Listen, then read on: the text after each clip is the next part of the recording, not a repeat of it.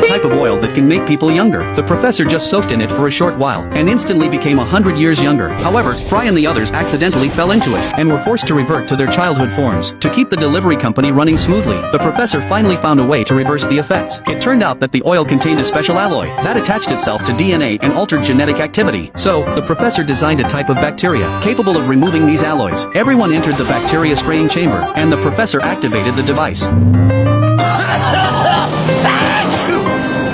But when the mist cleared, they had all become even younger. The professor used a device to analyze the situation, and discovered a more serious problem. Now, every single person was growing smaller by the minute. This change was especially noticeable in Zwaberg. If this continued, everyone would turn into embryos and eventually vanish completely. To stop this reversal of time, the professor began a second round of research, but couldn't find a breakthrough. Perhaps the noisy children made it hard for him to focus, so he had to leave them in Leela's care. While telling the children a story, Leela discovered a place called the Fountain of Aging, and quickly reported this finding to the professor. By now, everyone had grown even younger, and was on the verge of becoming embryos. The professor hurriedly piloted the ship to the Fountain of Aging. It was said to be located at the center of a dark solar system. Upon arriving, the professor found a dying sun. The closer things got to it, the older they became. So, the Fountain of Aging must be on this sun. The professor searched the surface of the ancient sun, and, sure enough, found a mysterious purple spring. Zwaberg slipped and fell into the water, undergoing visible evolution, before finally turning into a fossil and dissolving away. Just as everyone was mourning Zwaberg, his voice was heard again. It turned out Zwaberg was a symbiotic organism. He had regressed to his original state. All his brothers had split off from him, and the one who had just jumped into the spring and died was his actual brother.